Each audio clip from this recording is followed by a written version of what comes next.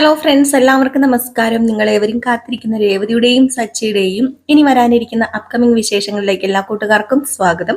എല്ലാവർക്കും നല്ലൊരു ദിവസം ആശംസിച്ചുകൊണ്ട് തന്നെ നമുക്കിനി വരാനിരിക്കുന്ന അപ്കമിംഗ് വിശേഷങ്ങളിലേക്ക് കടക്കാം. അതിനു മുമ്പായിട്ട് ആരെങ്കിലും നമ്മുടെ ഈ ചാനൽ ആദ്യമായിട്ട് കാണുന്നുണ്ടെങ്കിൽ ഇതുവരെ സബ്സ്ക്രൈബ് ഒന്നും ചെയ്ത് വെച്ചിട്ടില്ലെങ്കിൽ തീർച്ചയായിട്ടും ഒന്ന് സബ്സ്ക്രൈബ് ചെയ്ത് വെച്ചോളൂ. അതിനോടൊപ്പം നമ്മുടെ വീഡിയോ ഇഷ്ടപ്പെടുന്നവർ ഒരു ലൈക്കും കൂടി അടിച്ചിട്ട് പോകാൻ മറക്കരുത്. അപ്പോൾ നമുക്ക് നേരെ ഇനി വരാനിരിക്കുന്ന വിശേഷത്തിലേക്ക് തന്നെ കിടക്കും. അപ്പോൾ ഇതിനകത്ത് നമ്മൾ ഇടാൻ പോകുന്നത് ടുഡേ വിശേഷങ്ങളല്ല കേട്ടോ. അതായത് എല്ലാ ദിവസങ്ങളിലെയും വിശേഷങ്ങളല്ല, വരുന്ന ദിവസങ്ങളിലെ വിശേഷങ്ങളൊക്കെയാണ് നമ്മൾ ഇടാൻ പോകുന്നത്. ഇപ്പം ഒരു 2-3 ആഴ്ച കഴിഞ്ഞ് നടക്കാൻ പോകുന്ന സംഭവങ്ങളൊക്കെയാണ് കേട്ടോ. അപ്പോൾ ഏതായാലും വിശേഷത്തിലേക്ക് തന്നെ കിടക്കാണ്. ഞാനിപ്പോൾ പറയാൻ പോകുന്നത് നമ്മുടെ വർഷയ്ക്കും അതുപോലെ തന്നെ ശ്രീകാന്തിനും വീട്ടിൽ നിന്ന് തല്ല് കിട്ടുകയാണ്. എല്ലാവരുടെയും കയ്യിൽ നിന്നും വലിയൊരു തല്ല് കിട്ടുകയാണ്. എല്ലാവർക്കും ഒരു അബദ്ധം സംഭവിക്കുന്നതാണ്. അപ്പൊ അതുപോലെ തന്നെ വേറൊരു കാര്യം കൂടെ ഉണ്ട്. നമ്മുടെ സച്ചിയുടെ മനസ്സിൽ എന്തൊക്കെയോ രഹസ്യങ്ങൾ ഇങ്ങനെ ഒളിഞ്ഞു കിടപ്പുണ്ടല്ലോ സച്ചിയുടെ മനസ്സിൽ. അതും കുട്ടിക്കാലത്തെ എന്തൊക്കെയോ കാര്യങ്ങൾ ശ്രുതിയുമായിട്ട് ബന്ധപ്പെട്ടതാണ്. ശ്രുതിയുടെ എന്തോ കുറ്റങ്ങളൊക്കെ നമ്മുടെ സച്ചി സ്വയമേ ഏറ്റെടുത്തിട്ടുണ്ട്. അതുപോലെ തന്നെ ചന്ദ്രയ്ക്ക് എന്തായിരിക്കാം സച്ചിയോട് ഈ ഒരു സ്നേഹക്കുറവ്? അപ്പൊ അതിന്റെ പിന്നിലും കുറച്ച് കാരണങ്ങളുണ്ട്. ആ കുറച്ച് കാരണങ്ങൾ നമുക്കറിയാം. നമ്മുടെ സച്ചി എങ്ങാണ്ട് ഉണ്ടായത് നമ്മുടെ ചന്ദ്രയ്ക്ക് ജോലി കിട്ടിയ ഒരു സമയത്താണ്. അപ്പൊ ജോലിക്ക് പോകാൻ കഴിഞ്ഞില്ല നമ്മുടെ സച്ചിക്കല്ല ചന്ദ്രയ്ക്ക്. അപ്പൊ സച്ചി ഉണ്ടായത് കൊണ്ടാണ്. അപ്പൊ ആ ഒരു ചെറിയ ദേഷ്യമുണ്ട്. അല്ലാതെ വേറെ എന്തൊക്കെയോ ദേഷ്യങ്ങൾ ഇങ്ങനെ മറിഞ്ഞു കിടപ്പുണ്ട് നമ്മുടെ ചന്ദ്രയ്ക്ക് സച്ചിയോട്.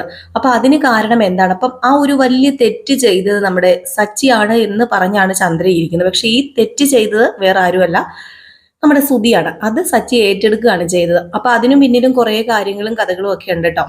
അപ്പൊ അതിന് പൂർണ്ണമായിട്ട് ഞാൻ പറയുന്നില്ലെങ്കിലും നമ്മുടെ സച്ചിക്കയുടെ മനസ്സിലൂടെ ഓടുന്ന കുറച്ച് സീനുകളൊക്കെ നമുക്ക് കാണിക്കുന്നുണ്ട്. അപ്പൊ അതിലൂടെ നമുക്ക് മനസ്സിലാക്കാം ചെറുപ്പത്തിൽ എന്തൊക്കെയോ സംഭവിച്ചിട്ടുണ്ട്. സച്ചിക്ക് ആ ഒരു ട്രോമ സ്റ്റേജ് ഇപ്പോഴും ഉണ്ട് സച്ചിയുടെ മനസ്സിൽ. അപ്പൊ രേവതി തന്നെയാണ് അത് കണ്ടുപിടിക്കുന്നത്. അപ്പൊ അങ്ങനെ ഇരിക്കും നമ്മുടെ രേവതി റൂമിലേക്ക് പാലൊക്കെ ആയിട്ട് വരികയാണ്. സച്ചിക്ക് ഒരു ഗ്ലാസ് പാലൊക്കെ കൊണ്ടുവരുന്നു. ഇപ്പൊ 2-3 ദിവസം ഭയങ്കര ഓട്ടവും കാര്യം ആയതുകൊണ്ട് നമ്മുടെ സച്ചി വീട്ടിലില്ലായിരുന്നു.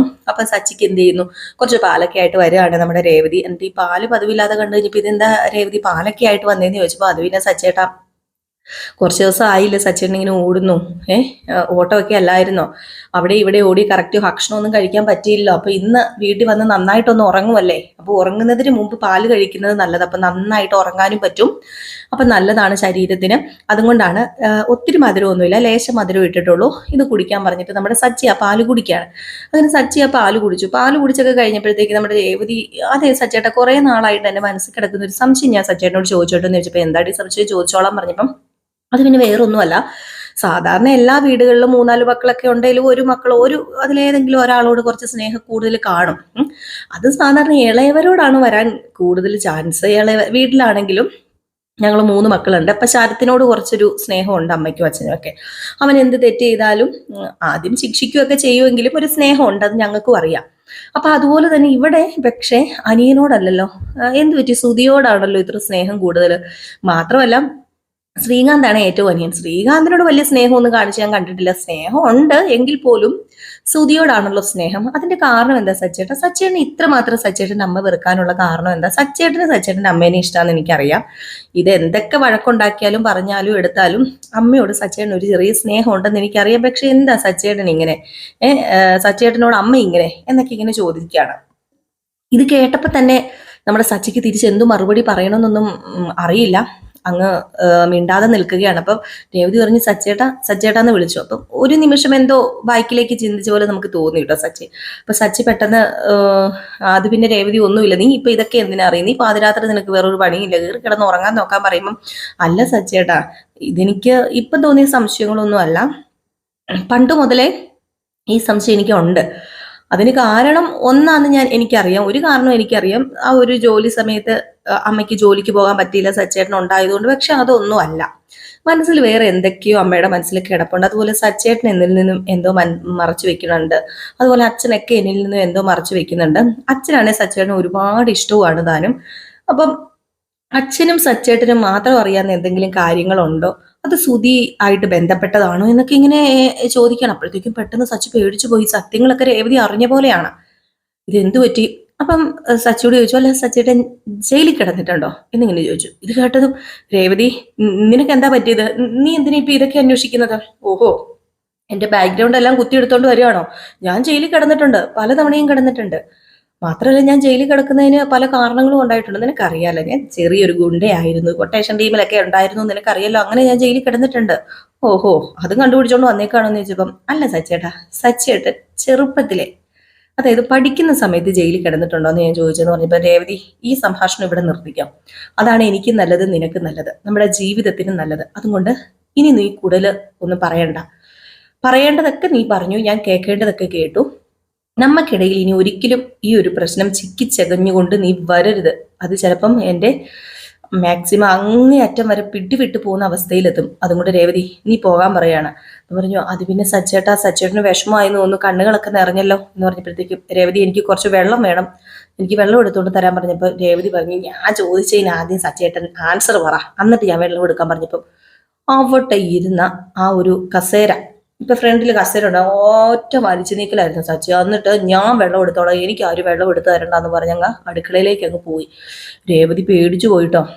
അപ്പൊ തന്നെ രേവതിക്ക് മനസ്സിലായി, താൻ ഉദ്ദേശിച്ചു വെച്ചതും താൻ കണ്ടുപിടിച്ചു വെച്ചിരിക്കുന്നതും ഒക്കെ ശരിയാണ്. എന്തൊക്കെയോ സത്യങ്ങൾ ഇനിയും അറിയാനുണ്ട്. അത് സച്ചി ഏട്ടന്റെ ജീവിതത്തിലും സുധിയുടെ ജീവിതത്തിലും ഒക്കെ ബാധകമായിട്ടുള്ള സത്യമാണ്. അപ്പം സച്ചേട്ടൻ എന്തിനായിരിക്കും ചെറുപ്പത്തിൽ ജയിലിൽ കിടന്നിട്ടുണ്ടായിരിക്കുക? വേണ്ട, ഇനി സച്ചേട്ടനോട് ചോദിക്കാൻ നിൽക്കണ്ട. കാരണം സച്ചേട്ടനോട് ചോദിച്ചു കഴിഞ്ഞിട്ടുണ്ടെങ്കിൽ അത് ശരിയാവില്ല. സച്ചേട്ടൻ്റെ മനസ്സ് കൂടുതൽ കൂടുതൽ വിഷമിക്കുകയുള്ളൂ. അതുകൊണ്ട് ഈ കാര്യം സച്ചേട്ടൻ്റെ കൂട്ടുകാരന്മാർക്ക് വല്ലതും ചിലപ്പോൾ അറിയായിരിക്കും. എങ്കിൽ പിന്നെ അങ്ങനെ ചോദിക്കാം എന്ന് പറഞ്ഞുകൊണ്ട് എന്ത് ചെയ്തു, നമ്മുടെ രേവതി ആ ഒരു വിഷയം അങ്ങ് വിടുകയാണ്. അങ്ങനെ രേവതി ചെന്നു, സച്ചിയുടെ അടുത്ത് ചെന്നു. എന്നിട്ട് പറഞ്ഞു, സച്ചേട്ടാ പോയിരുന്ന, ഞാൻ വെള്ളം എടുത്തോണ്ട് വരാമെന്ന് പറഞ്ഞു. അങ്ങനെ നമ്മുടെ രേവതി വെള്ളം എടുത്തോണ്ട് സച്ചയ്ക്കൊക്കെ കൊടുക്കുകയൊക്കെ ചെയ്തു. ഈ സമയത്താണ് ദാണ്ട കിടക്കുന്നു നമ്മുടെ വർഷയാണെങ്കിൽ ഒരു ലുങ്കിയും ഷർട്ടൊക്കെ ഇട്ട് ഭയങ്കര ഡാൻസ് കളിയും പാട്ടും കൂത്തൊക്കെ. അപ്പൊ ഹെഡ്സെറ്റ് ചെവി വെച്ചിട്ടുണ്ട്. ഫോണ് ശ്രീകാന്തിന്റെ മുറിയിലാണുള്ളത്. അപ്പൊ ശ്രീകാന്ത് വന്ന് നോക്കിയപ്പോഴത്തേക്കും, ദൈവമേ, നമ്മുടെ ശ്രുതിയല്ല, വർഷകളെന്ന് എന്തൊക്കെയോ ഡാൻസും പാട്ടും കൂത്തും ഒക്കെയാണ്. അപ്പോഴത്തേക്കും പെട്ടെന്ന് പേടിച്ചിട്ട് നമ്മുടെ ശ്രീകാന്താണെങ്കിൽ, എന്താ വർഷം ഇത്, ആൾക്കാരൊക്കെ ഉള്ളതല്ലേ ഇവിടെ, കുടുംബത്തോടു കൂടി താമസിക്കുന്നില്ല, നീ എന്താ ഈ മുണ്ടൊക്കെ മടക്കി കുത്തി നീ കിടന്ന് കാണിക്കുന്നു, നീ മുണ്ട് താത്തിയിടാൻ പറഞ്ഞു, നിനക്കെന്താ വേറെ തുണിയൊന്നും ഇല്ലേ നിനക്ക് ഇടാന്? അത് പിന്നെ ശ്രീകാന്ത്, എനിക്ക് ശ്രീകാന്തിനോടുള്ള സ്നേഹം കൊണ്ട് ഞാൻ ശ്രീകാന്തിന്റെ ഡ്രസ്സ് എടുത്തിട്ടതാന്ന് പറഞ്ഞു. നീ ആദ്യം നിന്റെ ചെവിയിലിരിക്കുന്ന സാധനമൊക്കെ മാറ്റാൻ പറഞ്ഞപ്പം ഇച്ചിരിയും കൂടെ ഓളിയും കൂട്ടി വെച്ചതല്ലാത്തത് മാറ്റുന്നില്ല. അപ്പൊ ശ്രീകാന്തിന് ദേഷ്യം വന്നിട്ട് ശ്രീകാന്ത് ഫോണ് റൂമിൽ പോയി ഓഫ് ചെയ്ത് വെച്ചിട്ട് പറഞ്ഞു, അതെ, ഞാൻ പറയുന്ന കേക്ക്, നീ ഇതൊക്കെ ഊരിയിട്. പെണ്ണുങ്ങൾക്ക് പെണ്ണുങ്ങളുടെ വേഷം, ആണുങ്ങൾക്ക് ആണുങ്ങളുടെ വേഷം ചേരത്തോളം എന്ന് പറയുമ്പോൾ, പിന്നെ അതെവിടെ നിന്ന് ശരിയാവും? പെണ്ണുങ്ങൾക്ക് പെണ്ണുങ്ങളുടെ വേഷം, ആണുങ്ങൾക്ക് ആണുങ്ങളുടെ വേഷം, എനിക്ക് ഇഷ്ടമുള്ള വേഷം ഞാനിടും. ഇപ്പൊ എനിക്ക് ഇത് ഇട്ടുകൊണ്ട് സിറ്റി പോകണമെങ്കിലോ ടൗണിൽ പോകണമെങ്കിലോ ഞാൻ പോകും. ഓഹ്, എന്റെ പൊന്നു വർഷം, നിന്നോട് പറഞ്ഞിട്ട് കാര്യമില്ല. എങ്കിൽ പിന്നെ ശ്രീകാന്ത് ഒരു കാര്യം ചെയ്യാം, എനിക്ക് സ്നേഹമുള്ളതുകൊണ്ടല്ലോ ശ്രീകാന്തിന്റെ ഷർട്ടും മുണ്ട് ഞാൻ എടുത്തിട്ടത്. ശ്രീകാന്ത് ഇന്നാ ഇതിട് എന്ന് പറഞ്ഞൊരു പാവാടയും ബ്ലൗസും കൊടുക്കുകയാണ്. ശ്രീകാന്ത് പറഞ്ഞു, നിനക്കെന്താ വട്ടാണോ? ആ, എനിക്ക് ചെറിയ വട്ടം ഉണ്ടെന്ന് തന്നെ വെച്ചോ. അതെ, എന്നോട് സ്നേഹമില്ലല്ലേ ഇപ്പൊ ശ്രീകാന്തിന്? സ്നേഹമില്ലാഞ്ഞിട്ടല്ലേ ശ്രീകാന്ത് ഒരു കാര്യം ചെയ്ത് ഇത് ഇടാത്തത്? ഓഹ്, നിന്നോട് പറഞ്ഞ മനസ്സിലാവില്ലേ വർഷേ, ഇതൊക്കെ ഇട്ടോണ്ട് ഈ രാത്രി ആര് കാണാനാ? ശ്രീകാന്ത് ഇടാൻ പറഞ്ഞു. അങ്ങനെ ശ്രീകാന്തിനെ കൊണ്ടൊരു പാവാടയും ബ്ലൗസും കൂടെ കുത്തി കയറ്റിക്കുകയാണ് നമ്മുടെ വർഷ. ഏതായാലും പാവാടയും ബ്ലൗസൊക്കെ ഇട്ടു. ഇതിട്ട് കഴിഞ്ഞപ്പോഴത്തേക്കും കണ്ണാടി നോക്കി നമുക്ക് ശ്രീകാന്തിനും ചെറിയ ചിരിയൊക്കെ വരുന്നുണ്ട്. ഏതായാലും ശ്രീകാന്തിനോട് നമ്മുടെ ശ്രുതി അല്ല വർഷ പറഞ്ഞെങ്കിൽ, ബാ നമുക്ക് കിച്ചണിൽ വരെ പോകാന്ന് പറഞ്ഞപ്പോൾ, നീ ഇവിടെ ഇരിക്കുന്നതൊക്കെ എന്താ വേണ്ട, ഞാൻ എടുത്തോണ്ട് വരാന്ന് പറഞ്ഞ് കിച്ചണിലേക്ക് പോവാണ്. ഈ സമയത്താണ് നമ്മുടെ ചന്ദ്ര കിച്ചണിലേക്ക് വിശക്കുവെന്നും പറഞ്ഞു വരുന്നത്. ചന്ദ്രയോട് രവീന്ദ്രൻ പറയുന്നുണ്ട്, ഈ പ്രായത്തിൽ നിനക്ക് ഈ വിശപ്പ് നന്നല്ലെന്ന് പറയുന്നുണ്ട്. അപ്പൊ എനിക്ക് വിശക്കുവോ മനുഷ്യാന്ന് പറഞ്ഞു രാത്രി 12 മണിയായപ്പോ എന്തോ കഴിക്കാൻ വേണ്ടി ചെന്ന് കഴിഞ്ഞപ്പോഴത്തേക്ക് പെട്ടെന്ന് പാവാടയും ബ്ലൗസും ഇട്ട് ഒരാൾ അവിടെ നിന്ന് നീങ്ങുന്ന കണ്ടു. അയ്യോ, ചന്ദ്ര പേടിച്ചു പോയില്ല. അയ്യോ, ഓടി വരണേ, കള്ളി കള്ളി കള്ളി കേറി എന്ന് പറഞ്ഞുകൊണ്ട് അങ്ങ് കാറാനും തുടങ്ങി. നമ്മുടെ ശ്രീകാന്തിനാണെങ്കിൽ വെളിയിലേക്ക് വരാൻ പറ്റില്ലല്ലോ, ഈ പാവാടയൊക്കെ ഇട്ടോണ്ട് നാണക്കേടാവും പറഞ്ഞ് നമ്മുടെ ശ്രീകാന്ത് ആണെങ്കിൽ വാതിലിന്റെ മറവിൽ ഇങ്ങനെ ഇരിക്കാം. ഈ സമയത്ത് എല്ലാവരും വന്നു കേട്ടോ. വർഷയൊന്നും അറിയുന്നില്ല. വർഷ പാട്ടും കേട്ട് ഡാൻസ് കളിച്ചോണ്ടിരിക്കുക, ഇതൊന്നും അറിയുന്നില്ല. പിന്നെ സച്ചിയും നമ്മുടെ രേവതിയും ശ്രുതിയൊക്കെ വന്നു, രവീന്ദ്രൻ വന്നു. എന്താടി ഈ പാതിരാത്രിക്കെന്ന് ചോദിച്ചപ്പോൾ, ദേ ഒരു കള്ളി അതിന്റെ അടിയിൽ ആ വാതിലിന്റെ മറവിൽ ഇരിപ്പുണ്ടെന്ന് പറയുമ്പോ, പിന്നെ ഈ പാതിരാത്രിക്ക് വാതിലെല്ലാം അടച്ചിട്ടിരിക്കുന്ന സമയത്തല്ലേ കള്ളി വരുന്നത്, 2 ഡോറ് ലോക്കാന്ന് പറഞ്ഞപ്പോ, അയ്യോ ഞാൻ പറയുന്നത് സത്യമാ, എനിക്കിന്ന് ഭ്രാന്താണോ ചുമ്മാ പറയാനായിട്ട്, ഒരു കള്ളി അവിടെ ഉണ്ടെന്ന് പറഞ്ഞു. ഏതായാലും സച്ചി രേവതി ആണെങ്കിൽ പതുക്കെ, എന്നാ പിന്നെ അമ്മ പറയുന്നതല്ലേ നോക്കിയേക്കാന്ന് പറഞ്ഞ് പതുക്കെ ചെന്നപ്പം രേവതി സച്ചിയോട് പറഞ്ഞു, സച്ചിയേട്ട ഒരു വടി കയ്യിലെടുത്തോ, പെണ്ണാണെങ്കിലും ഒരു വടി കയ്യിലെടുക്കുന്ന നല്ലതായിരിക്കുന്ന ഒരു വടിയും കയ്യിലെടുത്ത് പതുക്കെ അങ്ങ് പോവാണ്. പതുക്കെ അങ്ങ് നോക്കി ചെന്ന് കഴിഞ്ഞപ്പോഴത്തേക്ക്, ആരാണ് ഉം. വേറെ ആരുമല്ല, നമ്മുടെ ശ്രീകാന്ത. അറിയുന്നില്ല. ശ്രീകാന്ത് ഒരു ടവലെടുത്ത് തലയിൽ വിട്ടിട്ടുണ്ട്. അപ്പോഴത്തേക്കും തന്നെ ബോഡി കണ്ടപ്പോഴത്തേക്കും പെട്ടെന്ന് സച്ചി പറഞ്ഞു, അയ്യോ, ഇത്രയും ബോഡിയുള്ള പെണ്ണോ, ആഹാ, ഇതൊരു ജിമ്മത്തിയാന്ന് പറഞ്ഞപ്പോ രേവതി പറഞ്ഞു, എടീ നിനക്കൊക്കെ പണിയെടുത്ത് ജീവിക്കത്തില്ല, ഇത്രയും ശരീരമില്ലേന്ന് പറഞ്ഞു. ഏതായാലും ഈ സമയത്ത് വലിച്ചിങ്ങ് എടുത്ത് തല്ലാൻ തുടങ്ങിയത് നമ്മുടെ ശ്രീകാന്ത് ഒരു ഒറ്റ കാർച്ചയായിരുന്നു. അപ്പോഴത്തേക്കും തന്നെ വർഷയുടെ ഫോണിലെ പാട്ടും തീരുന്നു. കാർച്ച കേട്ട് വർഷ വന്നു കഴിഞ്ഞപ്പോഴത്തേക്കും ആണല്ലേ കാര്യങ്ങളൊക്കെ പിടികിട്ടുന്നത്. വർഷ ഇട്ടേക്കുന്നത് ഷർട്ടും മുണ്ടും. വർഷേനെ കണ്ട് ഞെട്ടിപ്പോയി. ശ്രീകാന്ത് ടൗലും എടുത്തു. ഇത് എന്താടാന്ന് ചോദിച്ചു നമ്മുടെ സച്ചി. അപ്പം പറഞ്ഞു അത് പിന്നെ. അപ്പൊ വർഷ പറഞ്ഞു, അതിനെന്താ, ശ്രീകാന്ത് എന്റെ ഉടുപ്പിട്ടതിന് എന്താ പ്രശ്നം, എങ്കിലും ഇത് എന്ത് കോലമാടാന്ന് ചോദിച്ചു. ചന്ദ്രയാണെങ്കിൽ അയ്യേ ഇതെന്താടാ, ദേ ഞാൻ ചെറുപ്പത്തിൽ പോലും എനിക്ക് മക്കളിലെ പെൺപിള്ളേരുണ്ടാകുന്ന ഇഷ്ടമായിരുന്നു. ചിലവരൊക്കെ പറഞ്ഞു കേട്ടിട്ടുണ്ട് പെൺപിള്ളേരില്ലാത്തവര് ആൺപിള്ളേർ ഇങ്ങനെ വേഷം കെട്ടിക്കുന്നു. അതുപോലും ഞാൻ ചെയ്തിട്ടില്ല, നാണം കെടുത്താനായിട്ട്. എനിക്കൊന്നും നാണമില്ലേന്ന് ചോദിച്ചിട്ട് ചന്ദ്രയ്ക്ക് ദേഷ്യം വന്നിട്ട് അകത്ത് കയറിപ്പോയിട്ട്. അപ്പം നമ്മുടെ രേവതി സച്ചിയാണ് ഭയങ്കര ചിരി നമ്മുടെ ശ്രീകാന്തിനെ കണ്ടു. സച്ചി പറഞ്ഞു, അതേ ശ്രീകാന്തേ, നിനക്ക് സത്യം പറഞ്ഞിട്ടുണ്ട് ആണിനേക്കാൾ കൂടുതൽ ചേരുന്ന ഈ വേഷം സൂപ്പറാ എന്ന് പറയുന്നുണ്ട് കേട്ടോ.